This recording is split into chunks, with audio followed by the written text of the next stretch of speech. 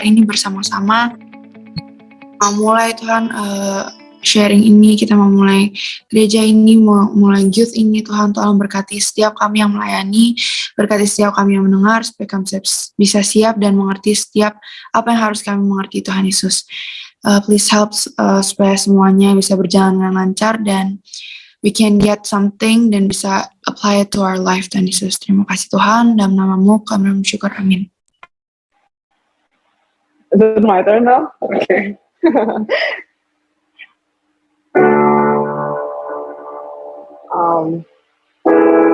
No, it's been like since a week since we met, and we probably all had like busy, hectic weeks. But I hope we can just take this moment to really focus on God and just worship Him, thank Him for what He's done for us.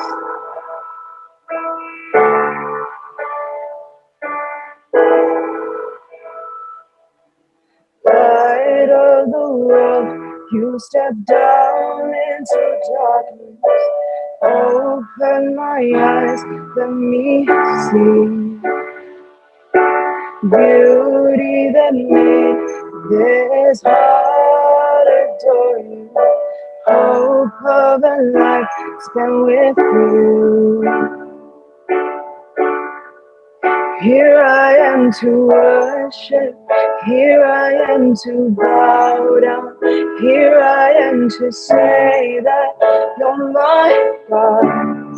You're altogether loving, altogether worthy, altogether wonderful to me.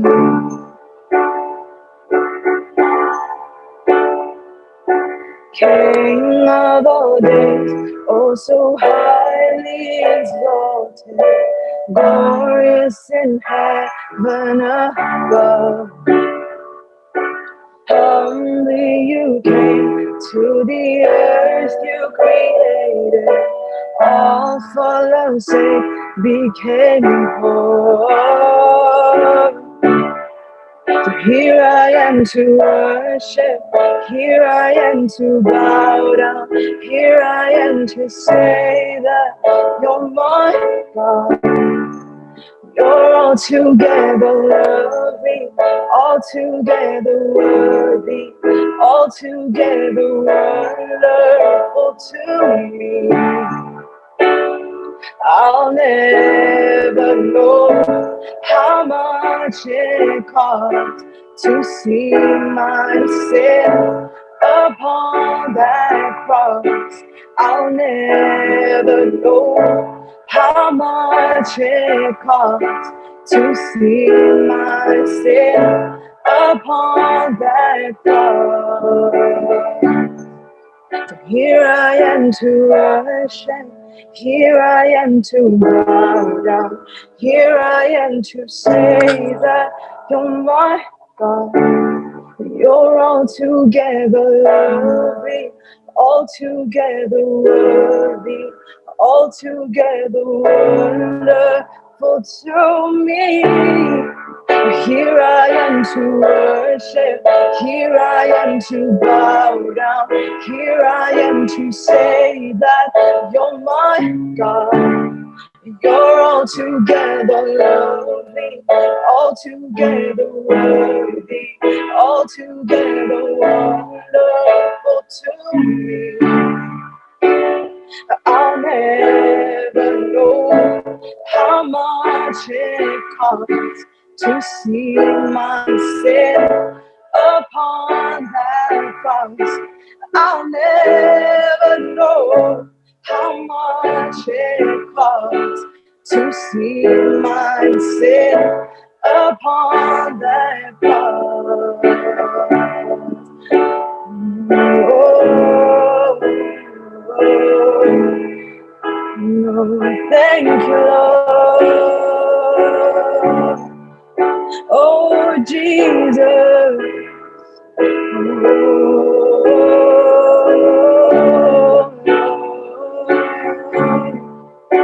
We worship you, Lord.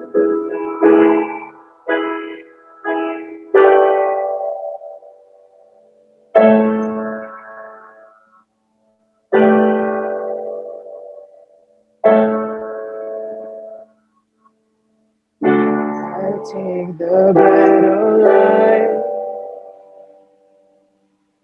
broken for all my sin.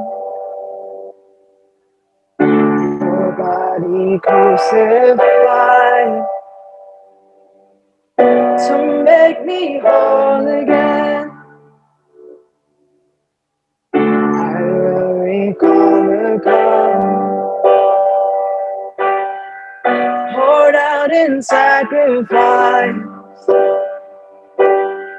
to trade this sinners in for your new covenant. Hallelujah, I'll live my life in remembrance. Hallelujah, your promise I won't forget.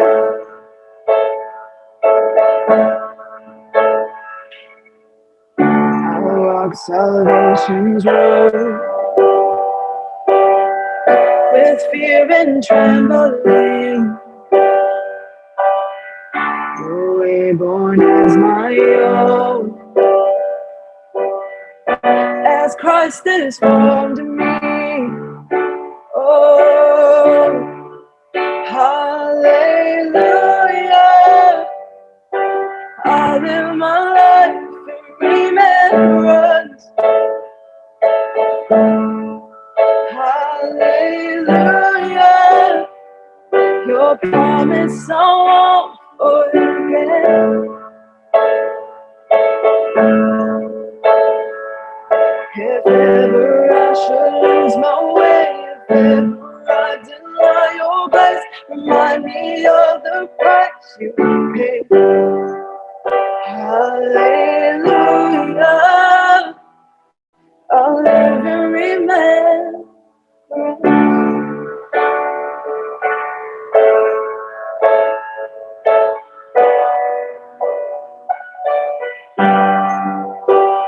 You've been so good to me. You've been so good to me. Oh, to think where I would be if not for you, if not for you. You've been so good to me. You've been so good to me. Oh, to think where I would be if not for you, if not for you. You've been so good to me. Oh, you've been so good to me.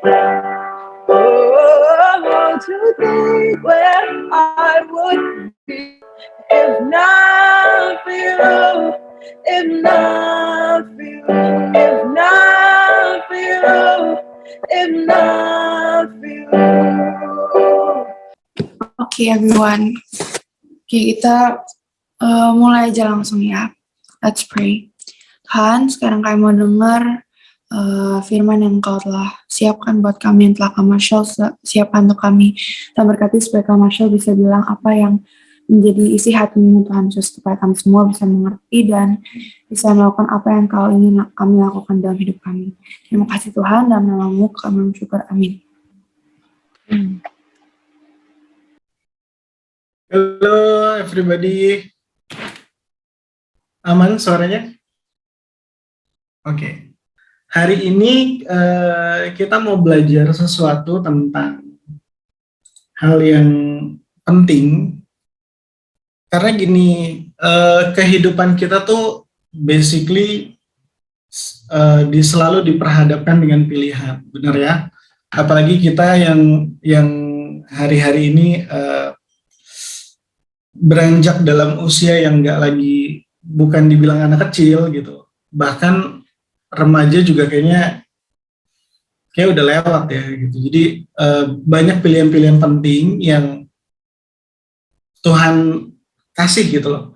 di dalam hidup kita, entah itu tentang masa depan, entah itu tentang pendidikan, entah itu tentang buat teman-teman yang lagi coba mau kerja, mau apapun itulah gitu, pasti ada pilihan. Dan hari ini kita mau belajar sama-sama tentang tentukan pilihanmu. Jadi dalam setiap hal pasti ada pilihan.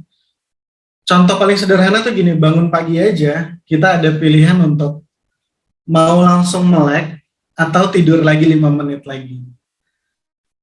Itu pilihan pertama. Pilihan kedua, begitu udah melek, mau beraktivitas langsung atau masih mau leyeh-leyeh sambil buka handphone di atas kasur. Dan itu benar-benar pilihan ya.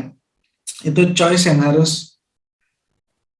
harus kita buat gitu. Jadi teman-teman, hari ini kita belajar tentang tentukan pilihan kamu. Kenapa itu jadi penting? Karena ya kita anak muda. Kalau kata orang dunia gini, lo masih muda, hidup lo masih panjang, umur lo masih banyak gitu. Jadi bakal ada pilihan-pilihan yang penting, bahkan krusial di dalam hidup. Kedepannya kita mau apa, kedepannya kita mau gimana. Nah, teman-teman, pernah nggak sih di dalam nentuin pilihan itu, ujung-ujungnya kalian nyesel dengan pilihan kalian? Pernah ada yang begitu nggak? Contoh simpelnya kemarin kita selalu makan siang. Gue selalu sama teman-teman kantor kita pesan makan siang. Nah, begitu kita beli makan siang, ternyata 5 menit kemudian, cuma beda 5 menit aja, tiba-tiba salah satu teman kantor bilang gini, jangan pada beli makan siang ya, nanti ada ada berkat nih, ada makan siang buat bareng-bareng rame-rame.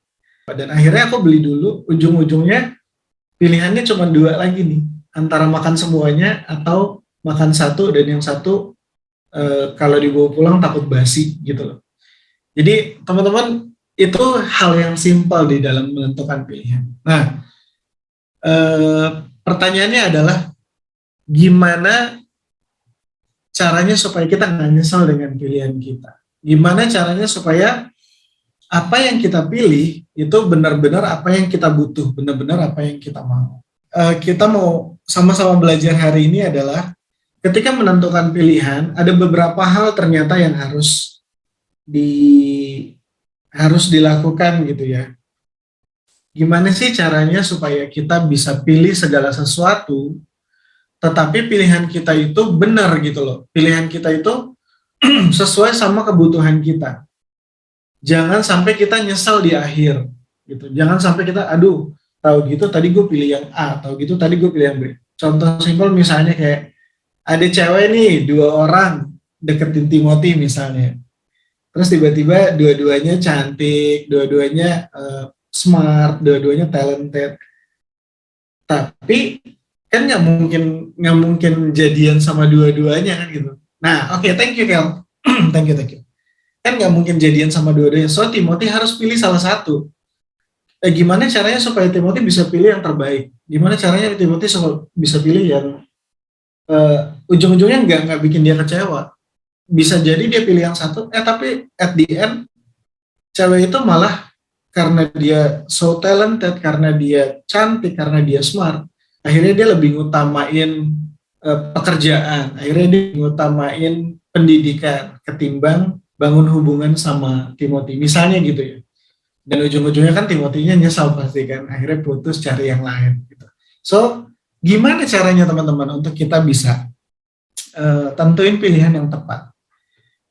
Yang pertama, aku mau ajak kita belajar ketika pilihan itu dihidangkan kepada kita, dikasih kepada kita. First thing first adalah don't judge the book by its cover. Ini common thing, semua orang tahu. Jangan cepat-cepat menilai. Teman-teman, ternyata di dalam Alkitab, di dalam firman Tuhan, ada juga kejadian yang sama persis gitu. Kita mau belajar sama-sama yuk. Teman-teman ingat cerita tentang waktu Samuel mengurapi Raja Daud? Jadi Samuel ini disuruh Tuhan, kamu pergi ke rumahnya Isai, bapaknya Daud dan banyak saudara-saudaranya. Lalu kamu urapi satu orang di sana, itu udah aku pilih untuk jadi raja. Nah teman-teman, apa yang dilakukan Samuel? Samuel tanya, ada nggak anak-anak kamu? Lalu anak-anaknya dibarisin di depannya dia. Dan anak-anaknya dilihat secara perawakan baik, secara perawakan ganteng. Mungkin badannya bidang, mungkin perawakan raja gitu ya, gede, mantep. Akhirnya Samuel coba untuk pilih. Tapi Tuhan bilang bukan dia. Sampai semua anak-anak yang dijejerin di depan dia, itu Tuhan bilang enggak, bukan yang itu. Nah, terakhir Samuel tanya lagi sama Isai, kamu masih punya anak nggak? Karena yang di depan aku nih bukan yang dipilih Tuhan. Akhirnya Isai ingat, oh iya, gue masih punya anak satu, lagi gembalain domba. Nah, teman-teman, akhirnya singkat cerita Daud dipanggil dan Daud diurapi menjadi raja. Kalau secara manusia, mungkin ketika Isai ngelihat ketika Samuel ngelihat anak-anak Isai, maka Samuel akan pilih salah satu dari mereka. Karena apa? Karena perawakannya benar. Karena perawakannya perawakan raja. Karena semuanya baik di depan matanya dia. Tapi ternyata yang Tuhan mau itu lebih dalam lagi. Yang Tuhan mau itu nggak cuma luarannya aja, tapi jauh ke dalam. Teman-teman, ada yang bisa jawab nggak? Kenapa sih Tuhan pilih Daud? Yuk, kita interaksi aja ya, jangan cuma gue sendiri. Kenapa Tuhan pilih Daud? Coba. Ada nggak yang bisa? 2 orang aja. 1 atau 2 orang yang bisa jawab. Kenapa sih Tuhan pilih Daud? Kenapa nggak yang kokoh-kokohnya yang dijajarin di depan dia? Ada yang tahu? Kalau salah nggak masuk neraka. Yuk, jawab. Ada yang tahu? Siapapun? Anyone? Artinya Daud spesial di hadapan Tuhan. Hatinya Daud spesial di hadapan Tuhan. Ada lagi jawaban lain? Ini sebenarnya agak curang ya kalau Kodemi yang jawab ya. Tapi it's okay. Oke, teman-teman, jawabannya itu betul. Hatinya Daud spesial di hadapan Tuhan. Kenapa? Setiap hari Daud pergi ke penggembalaan ternaknya dia yang cuma beberapa ekor, kata Alkitab.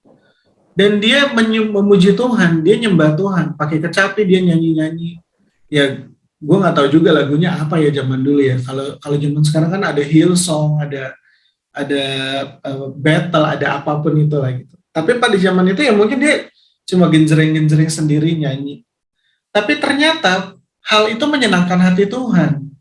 Dan itu dia lakukan ya cuma sekali 2 kali. Setiap hari. Bahkan dalam sehari bisa berkali-kali. Gitu. Dia lakukan itu. Dia puji Tuhan. Dia menyembah Tuhan. Sampai Tuhan bilang gini, ini Daud ini sangat lekat hatinya dengan gua.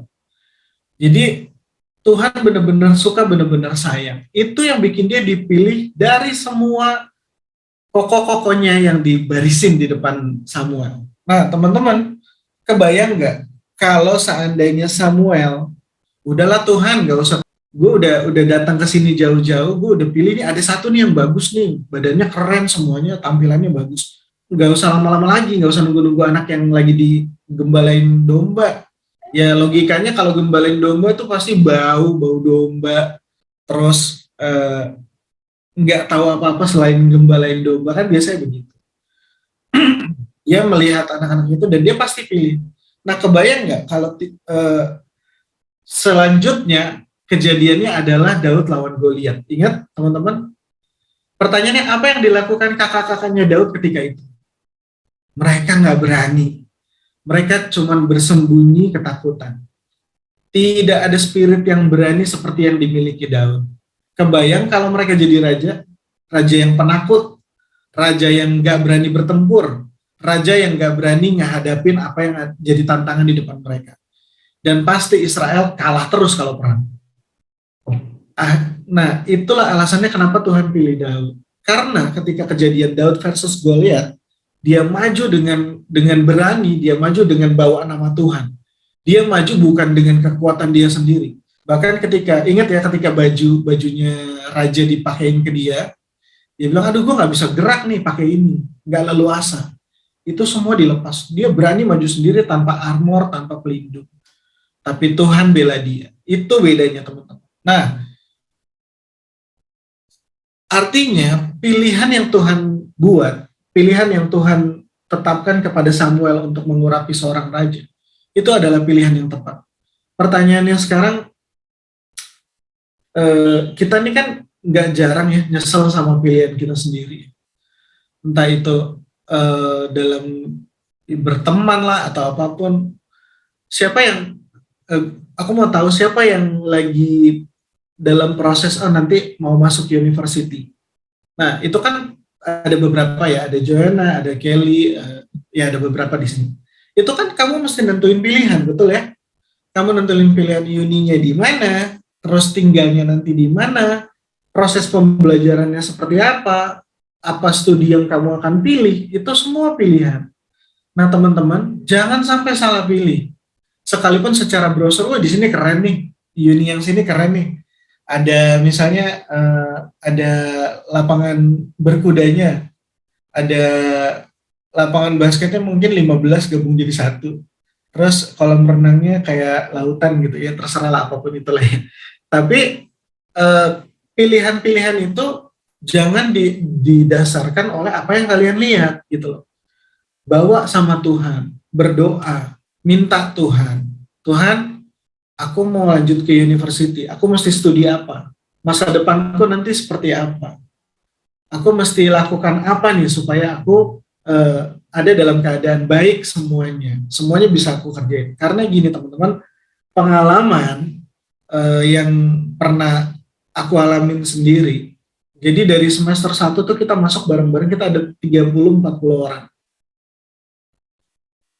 Seiring perjalanan, waktu itu aku kuliah di BINUS, waktu itu ambil S1 komputer akuntansi. Seiring perjalanan, dari 30-40 orang ini, yang lulus dengan tepat waktu cuma ada 5 orang. Dan sisanya, ya mungkin mereka lulus tapi dalam 6 tahun, 7 tahun, nggak tepat waktu. Nah, ketika kita coba tanya, lo kenapa sih kok bisa nggak lulus tepat waktu, atau lo kenapa drop out? Wah ini bukan, ternyata ketika gue jalanin ini bukan bidang gue nih gitu. Ketika gue jalanin ternyata ketemunya accounting yang ngitungin duit orang. Mereka yang kaya, gue yang ngitung, ibaratnya gitu. Dan mereka tuh benar-benar ngerasa nyesel dengan pilihan mereka sendiri. Padahal tidak ada seorang pun yang paksa mereka untuk ambil pilihan itu. Tidak ada seorang pun yang, ayo lu pokoknya harus masuk komputer akuntansi, bla bla bla bla, nggak ada. Nah teman-teman, jangan sampai salah pilih. Ini tadi singkat sekilas tentang university. Gimana dengan kehidupan kita? Gimana ketika kita dihadapkan dengan permasalahan? Ketika kita bete-betean misalnya sama teman kita, ada satu teman kita, ini contoh aja ya, teman kita yang toksik, tapi kita tetap harus ada di circle itu, kita tetap harus berteman. Gimana caranya? Gimana apa gue harus jauhin dia, atau apa gue harus ikut toksik bareng-bareng dia? So pilihan-pilihan yang simple seperti itu kadang-kadang menentukan banget gitu loh. Jadi teman-teman harus ngerti, jangan pernah tertipu sama luarannya aja. Jangan pernah tertipu dengan packagingnya. Cari tahu lebih dalam seperti cara Tuhan memilih Raja Daud. Nah teman-teman, gimana caranya? Aku mau kasih tahu. Nih kita coba buka bareng-barengnya di Ulangan 30 ayat 19 sampai 20. Aku bacain buat kita sama-sama. Yang lain baca juga sekalipun di mute dan coba untuk pahamin, oke? Ulangan 30 ayat 19 sampai 20. Aku memanggil langit dan bumi menjadi saksi terhadap kamu pada hari ini. Kepadamu kuperhadapkan kehidupan dan kematian, berkat dan kutuk. Pilihlah kehidupan supaya engkau hidup, baik engkau maupun keturunanmu. Ayat 20, dengan mengasihi Tuhan Allahmu, mendengarkan suaranya dan berpaut padanya. Sebab hal itu berarti hidupmu dan lanjut umurmu untuk tinggal di tanah yang dijanjikan Tuhan, dengan sumpah kepada nenek moyangmu. yakni kepada Abraham, Ishak, dan Yakub untuk memberikannya kepada mereka. Dari ayat ini kita belajar bahwa selalu ada dua hal yang diperhadapkan kepada kita. Ada kehidupan, ada kutuk, ada kematian, ada berkat, ada kutuk. Tuhan bilang, pilihlah yang kehidupan. Artinya apa? Artinya ada kemungkinan kita pilih yang salah. Benar ya? Ada kemungkinan di dalam kehidupan kita, kita pilih ternyata yang hal yang bukan jadi maunya Tuhan dalam kehidupan kita. So, gimana caranya? Kita fokus yuk sama-sama di ayat ke-20, boleh di-share lagi, Kak? Pertama, dengan mengasihi Tuhan Allahmu. Artinya apa? Kita cinta sama Tuhan. Kita, ya namanya orang jatuh cinta gimana sih? Sekarang kan ini ada beberapa yang merit nih di antara kita. Dan juga misalnya, siapapun yang punya pacar lah, pada waktu kita cinta mula-mula nih, asik.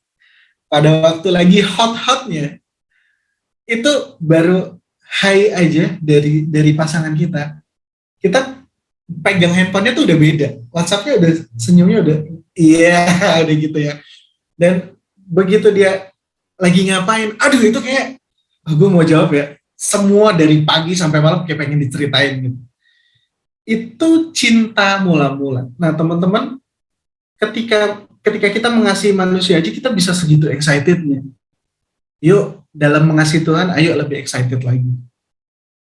Perbanyak waktu kamu sama Tuhan. Dengan apa? Baca firman.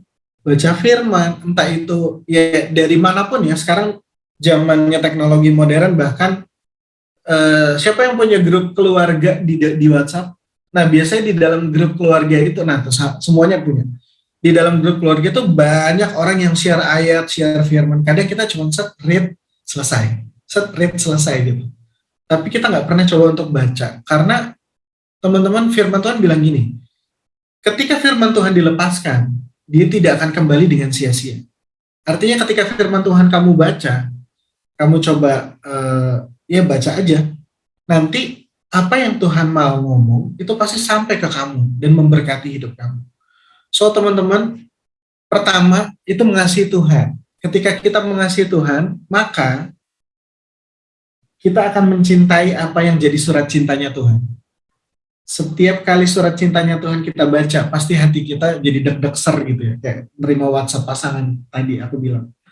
Dan selanjutnya di sini dibilang mendengarkan suaranya dan berpaut padanya. Kita breakdown, mendengarkan suaranya. Ketika mendengarkan suaranya itu bisa datang dari firman Tuhan. Sekarang zamannya online, kamu dengerin pendeta siapapun di YouTube manapun, either YouTube or podcast tentang rohani yang kamu dengar. Bahkan banyak potongan-potongan di Instagram ketika kita lagi scroll story, itu kan banyak tentang firman ya.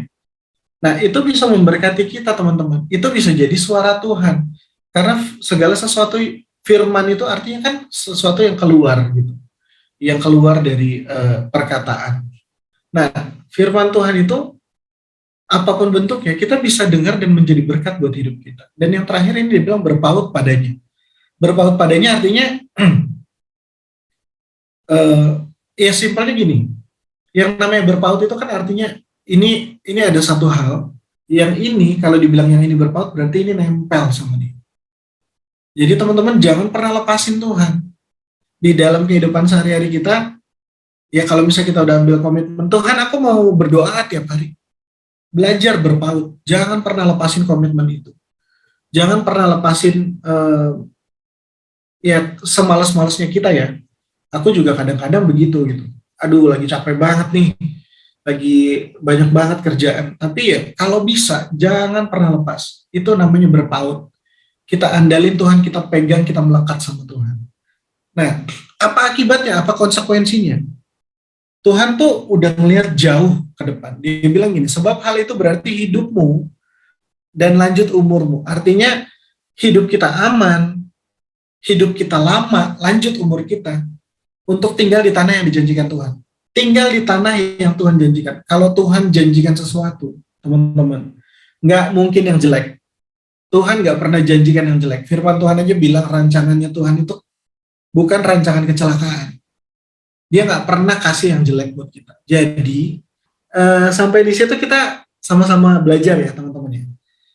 kita mengasihi Tuhan, kita mendengarkan suaranya, kita berpaut sama dia. Itu cara supaya kita tidak menilai segala sesuatu dengan segera. Kita nggak buru-buru milih. Nah, yang kedua, teman-teman, kita buka yuk di Lukas 10, ayat 38 sampai 42. Yuk kita baca sama-sama. Ketika Yesus dan murid-muridnya dalam perjalanan, tibalah ia di sebuah kampung. Seorang perempuan bernama Marta menerima dia di rumahnya. Perempuan itu mempunyai seorang saudara yang bernama Maria. Maria ini duduk dekat kaki Tuhan dan terus mendengarkan perkataannya. Sedang Marta sibuk sekali melayani. Ia mendekati Yesus dan berkata, Tuhan, tidakkah engkau peduli bahwa saudaraku membiarkan aku melayani seorang diri? Suruhlah dia membantu aku. Tetapi Tuhan menjawabnya, Marta, Marta, engkau khawatir dan menyusahkan diri dengan banyak perkara. Tetapi hanya satu saja yang perlu, Maria telah memilih bagian yang terbaik yang tidak akan diambil daripadanya. Nah, teman-teman, kita mau sama-sama belajar. Position, it makes the best decision. Posisinya Maria membuat dia, ini Tuhan yang ngomong, memilih yang terbaik. Kalau manusia yang ngomong, nih, gue dari dua pilihan gue punya yang terbaik nih. Lu mau pilih yang mana? Kita masih bisa ragu. Tapi kalau Tuhan yang bilang, ini yang terbaik dari aku untuk hidup kamu. Seperti contoh ketika dia kasih Yesus buat kita itu terbaik. Nggak ada lawan. Udah no debat lah istilahnya. Oke. Nah, teman-teman, posisi itu menentukan gitu loh. Si Maria dengan fokus dia duduk di bawah kaki Yesus, dia dengerin semuanya. Teman-teman, waktu sekolah, ada yang namanya best position. Best position itu di mana? Pasti duduknya di area depan. Minimal 2 baris lah. 2 baris di depan. Kalau yang udah di tengah, itu best position juga tapi buat ngobrol. Yang di belakang best position buat makan. Kalau mau nyelipin makanan, benar ya? Yang ngangguk pernah. Oke. Nah, teman-teman, orang-orang yang ada di barisan depan itu akan dengan fokus dengerin apa gurunya bilang. Kalau yang di belakang kayaknya, lu punya kertas nggak? Pinjem dong, terus gambar. Lu punya ini nggak? Terus ngapain gitu. Nggak lagi fokus ke dengerin apa yang ada di depan. So, teman-teman, secara dunia, di dalam pendidikan aja bisa begitu gitu ya. Sama seperti si Maria ini tadi. Dia listen apa yang Tuhan katakan. Nggak cuma mendengar, tapi listen, memperhatikan dengan sungguh-sungguh. Sampai orang lain bilang gini, saudaranya sendiri bilang, bilangin dong tuh, gue udah sibuk pelayanan nih, masa dia diem aja gitu kira-kira ya. Sampai saudaranya sendiri kesel sama dia, kenapa nggak bantuin gue gitu, kenapa lu sibuk. Tapi Yesus bilang, dia dapat yang terbaik. Dia sudah pilih yang terbaik.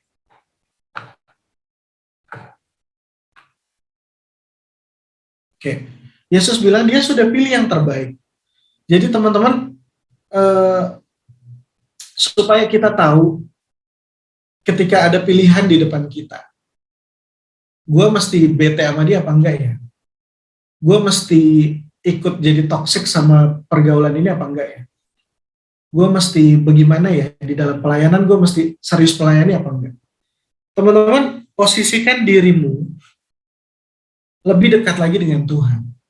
Ya mau itu memuji Tuhan. Kayak Daud tadi, dia cuma nyanyi-nyanyi di padang. Ada yang dengerin nggak? Ada, domba, bukan manusia. Tapi Tuhan melihat itu dan Tuhan suka sama hal itu. Joanna dimanapun berada, nyanyi nyanyi memuji Tuhan. Kayak tadi ada keyboard, ada piano, langsung main, atau ada gitar main, atau with no instrument kamu sing, nyanyi, memuji Tuhan. Itu menyenangkan hati Tuhan. Jadi dengan begitu kita memposisikan diri kita lebih dekat lagi dengan Tuhan. Belum lagi ditambah kita serius sama Tuhan, baca firman, dengerin firman. Ya itu udah pasti posisi kita tuh ada di bawah kaki Tuhan, benar seperti yang Maria lakukan. Nah teman-teman, kenapa sih mesti begitu? Baca sama-sama yuk di Mazmur 109 ayat 105. Firman-Mu itu pelita bagi kakiku dan terang bagi jalanku. Bahkan ayat ini ada lagunya ya. Jadi teman-teman, ketika kamu menikmati firman Tuhan, ketika kamu ada di posisi yang mendengarkan firman Tuhan dengan sungguh-sungguh, maka di dalam perjalanan hidup kamu pasti ada momen gini, aduh gue mau pilih yang mana ya? Gue bingung, gue harus nentuin pilihan yang mana nih. Sepertinya semuanya gelap, jalannya tertutup, nggak ada lagi jalan keluar. Tapi firman Tuhan tadi bilang, firman itu pelita bagi kaki kita, terang bagi jalan kita.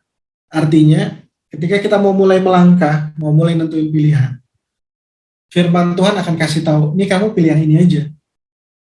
Kalau kita lagi ada di dalam satu ruangan yang gelap, dengan satu terang lilin, kita pasti tahu di depan kita ada apa, bener ya? Di kanan, di kiri kita ada apa. Sama ketika kita lagi di dalam perjalanan, ketika jalannya mulai gelap, tiba-tiba ada persimpangan.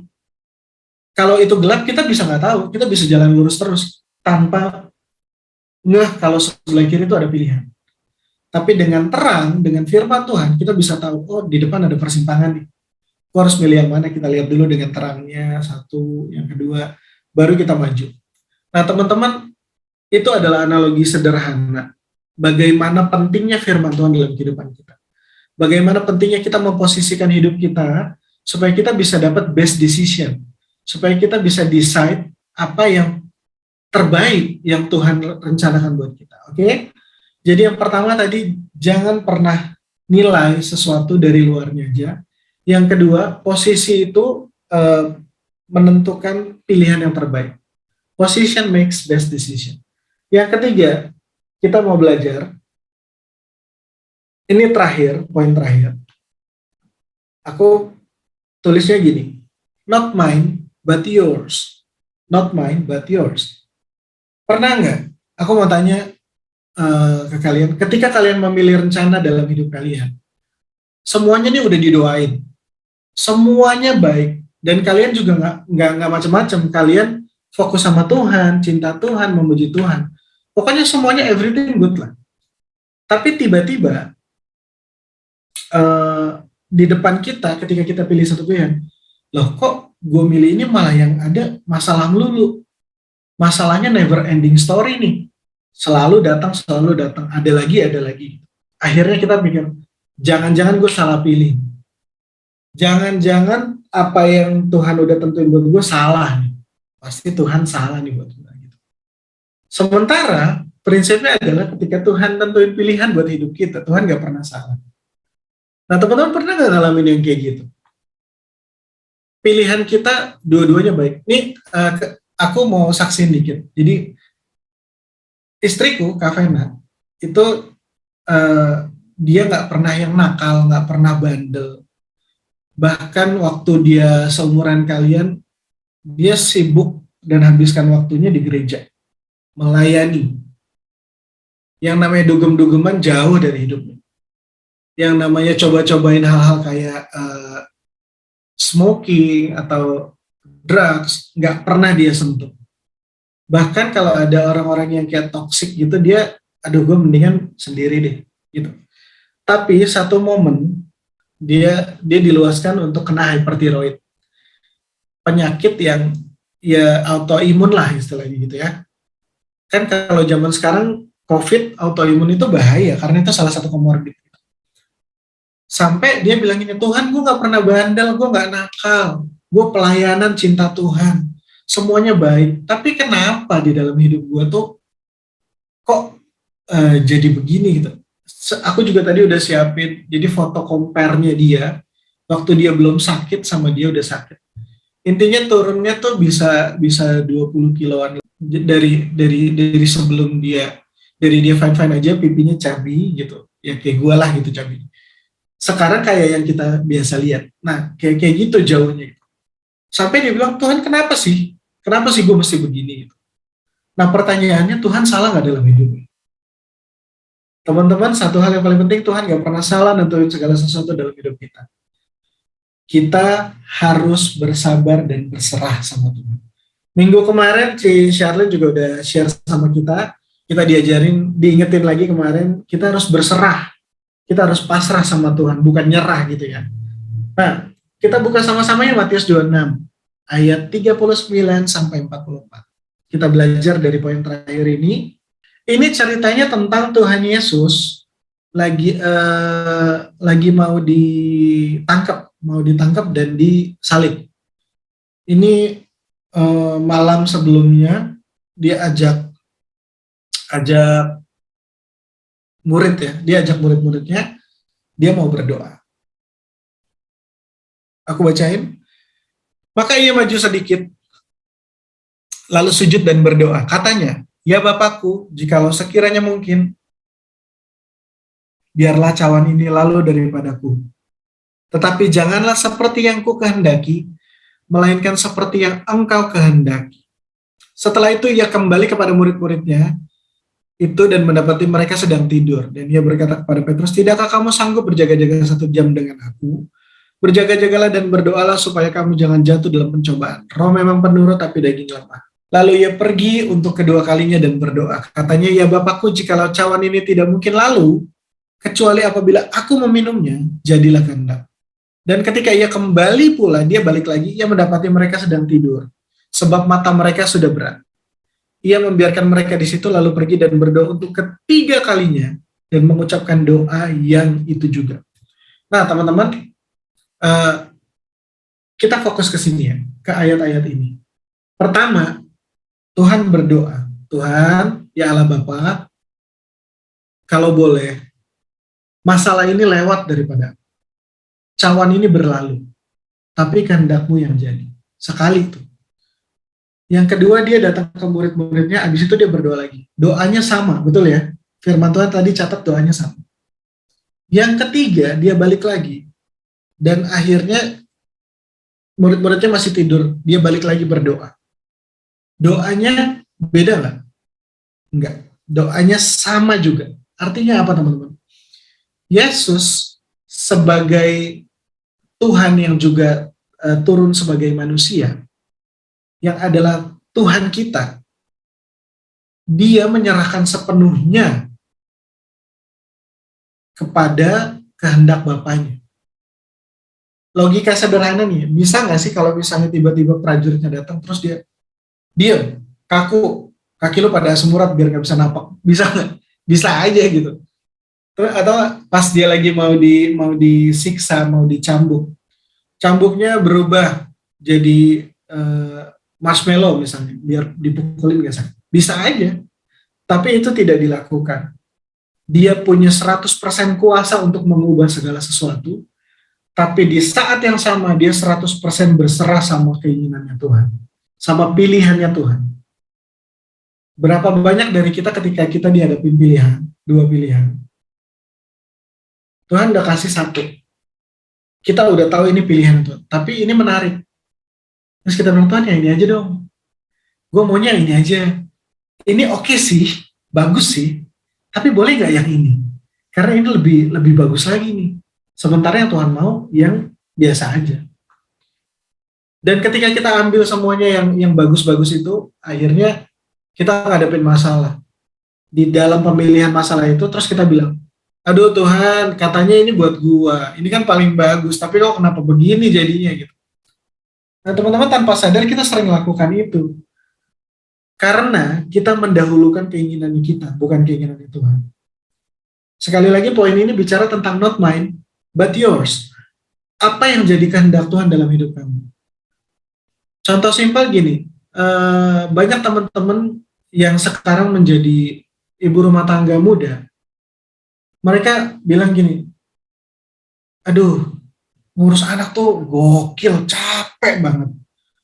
Apalagi aku punya cici, anaknya 4, 2 orang kembar, terus yang satu yang ketiga sama yang keempat itu beda cuma mungkin 2 tahun dari yang kembar. Jadi semuanya masih pada kecil dan kalau udah di rumah itu chaos. Misalnya aku lagi videoin gini, tiba-tiba nanti yang di sini lagi manjat-manjat, yang di sini lagi seliweran, yang di sini lagi wah gitu. Itu nggak gampang teman-teman. Tapi banyak hal yang akhirnya teman-teman aku itu yang masih ibu-ibu muda, khususnya juga Kak Vena istriku dan kakakku, mereka akhirnya bilang gini, mereka berbicara bahwa iya memang susah, nggak pernah gampang untuk ngerawat anak, apalagi anaknya banyak gitu ya. Cuman satu hal ternyata Tuhan berikan penghiburan bahwa mereka sedang membentuk generasi. Ketika mereka lebih memilih untuk oke, gue fokus sama hidup gue fokus sama keluarga gue fokus sama anak-anak yang Tuhan percayakan, ya mungkin dia tinggalin pekerjaan, dia tinggalin apa yang dia lakukan di dalam bisnis, apa yang dia lakukan dalam pergaulan, jadi kayak temennya makin mengerucut gitu. Tapi sebenarnya dia sedang membentuk satu generasi baru, yang mati-matian sama Tuhan, cinta sama Tuhan, yang mau cari Tuhan, mau melayani, rindu untuk mengasihi Tuhan. Dan itu upahnya sangat besar di surga. Gitu. Jadi teman-teman, balik lagi ke yang tadi, kalau misalnya teman-teman aku yang ibu-ibu muda ini ngotot sama pilihannya, mungkin mereka bisa fokus jadi apa yang mereka mau lah, businesswoman atau apapun gitu ya. Mereka ahli di dalam bidangnya, tapi kemungkinan anak mereka bisa ya bertumbuh dengan biasa aja gitu. Nah, ini memang kondisi per kondisi, tidak bisa dipukul rata semuanya. Ada yang tetap berjalan dengan baik, ada juga yang enggak. Tapi kebanyakan dari teman-temanku itu ya mereka harus tinggalkan sesuatu untuk fokus ke anak mereka gitu. Nah, teman-teman kalau misalnya nanti ke depan kalian diperhadapkan sama permasalahan nih, love atau university, cinta atau pendidikan, kalian harus tahu prioritas kalian yang mana. Keluarga atau pelayanan, kalian harus tahu prioritas kalian yang mana. Keluarga atau teman dekat atau persahabatan, kalian harus tahu prioritas kalian yang mana. Belajar dari hal ini. Tuhan, ketika kalian berdoa nanti, Tuhan ini ada pilihan. Kalau boleh, aku pilih yang ini. Ya kan, sama kan seperti yang cara Yesus berdoa. Tapi jadilah kepadaku sesuai apa yang Tuhan mau. Kalau memang aku harus ambil pilihan yang ini, yang gak enak ini, Tuhan mampukan saya.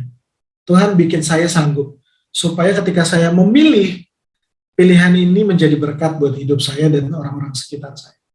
Nah teman-teman, aku terlalu yakin dan terlalu percaya. Bahkan ketika kalian pilih sesuatu dan ujung-ujungnya masalah, Tuhan bisa ubah itu menjadi kebaikan, benar ya? Tuhan bisa melakukan segala sesuatu. Nah, kalau dari contoh yang Kak Vena tadi, dia bilang, Tuhan gue udah baik nih, kenapa sih gue kena begini? Gitu. Ujung-ujungnya apa? Akhirnya kita sadar bahwa Tuhan itu lebih cinta proses loh, daripada hasil akhir. Tuhan itu suka ketika manusia berproses. Tuhan itu suka ketika kita sabar nunggu dia, ngandalin dia, pasrah sama Tuhan. Ketimbang kitanya ngeyel gitu loh. Kita, aku punya hasil akhir. Tuhan lebih cinta kita berproses bersama dengan Tuhan. Karena dengan begitu, Tuhan lebih sering ketemu kita. Tiap hari kita cari dia, tiap hari dia ngomong sama kita. Ketimbang kita, udahlah gue maunya instan. Zaman sekarang zaman cepat. Segala sesuatu maunya instan. Tapi teman-teman, mari belajar berproses sama Tuhan. Bahkan di dalam pilihan-pilihan hidupmu, kamu harus belajar berproses sama Tuhan. Aku remind lagi dari awal, kita nggak boleh ngelihat sesuatu dari luarnya aja, atau dari jangka pendek aja. Kita harus nilai segala sesuatu berdasarkan konsekuensinya apa nih buat gue. Tuhan suruh gue yang itu apa enggak? Kalau enggak, jangan ambil. Yang kedua, posisikan hidupmu supaya kamu bisa dapat keputusan yang terbaik, supaya kamu bisa pilih yang terbaik. Seperti itu yang tadi Maria lakukan. Dengan dia memposisikan hidupnya dekat dengan Tuhan, dia dengerin Tuhan, dan dia dapat yang terbaik. Bahkan bukan yang manusia katakan, tapi yang Tuhan katakan. Yang terakhir adalah, not mine, but yours. Bukan apa yang aku mau, tapi apa yang Tuhan mau. Karena teman-teman sadarin, ujung-ujungnya hidup kita ini, untuk memuliakan namanya dia tuh, namanya Tuhan kok gitu loh. Bukan untuk kesenangan kita pribadi. Ya mungkin adalah kita boleh punya me time, kita boleh punya, kalau zaman sekarang bilangnya healing, kita boleh punya waktu-waktu yang spesial gitu buat kita ya. Tapi ujung-ujungnya, hidupnya Kelly, hidupnya Timothy, hidupnya Joanna, Rafael, Jason, semuanya untuk mempermuliakan nama Tuhan. Lewat kalian, teman-teman kalian bisa bilang, oh ternyata orang Kristen gitu ya. oh ternyata orang Kristen kalau sekalipun ada masalah, tapi dia tetap sukacita. Nah, dari hidup kalian itu akhirnya teman-teman kalian ngelihat ada Tuhan. Gini loh, aku pernah tahu gini, maybe you are the last Jesus that others can see. Jadi mungkin aja teman-teman kalian yang belum kenal Tuhan, ketemu Tuhan Yesus, menikmati Tuhan Yesus lewat hidup kalian. Jadi teman-teman pilih yang terbaik. Itu tadi sebenarnya hal-hal yang singkat, tapi ketika itu kita coba terapkan untuk hidup kita, aku percaya pasti pilihan-pilihan yang terbaik itu jadi bagian kita. Tuhan udah janjiin banyak hal buat kita, dan ketika kita pilih sesuai sama maunya Tuhan, pasti kita dapat yang terbaik. Itu aja teman-teman hari ini. Yuk kita sama-sama berdoa untuk tutup yuk. Tutup firman Tuhan ya. Mari kita berdoa. Tuhan, kami mengucap syukur buat berkat, buat kasih setia Tuhan. Hari ini kami boleh join. Kami boleh sama-sama berbicara dan menikmati kasih Tuhan. Kami belajar lebih banyak lagi tentang bagaimana kami harus menentukan pilihan kami. Tuhan, terima kasih buat berkat-Mu, biar apa yang sudah kami pelajari bersama-sama ini boleh menjadi rema dalam kehidupan kami. Sehingga ketika kami diberikan kepada pilihan hidup, kami nggak salah pilih, kami nggak salah jalan. Namun kami berjalan sesuai dengan track yang Tuhan tentukan. Karena kami tahu Tuhan nggak pernah rancangan kecelakaan buat kami, Tuhan selalu berikan kehidupan. Bahkan tadi firman Tuhan katakan kami harus memilih kehidupan itu, agar kami terus diberkati ketika kami hidup. Terima kasih Tuhan, tujuan hidup kami adalah memuliakan Tuhan. Jadilah menurut kehendak-Mu ya Bapa, dalam hati setiap kami hidup setiap kami. Di dalam nama Yesus kami mengucap syukur dan berdoa. Mari setiap kita percaya katakan. Amin. Amin, amin, amin. Balikin ke host. Thank you banget Kak, bagus banget hari ini ya.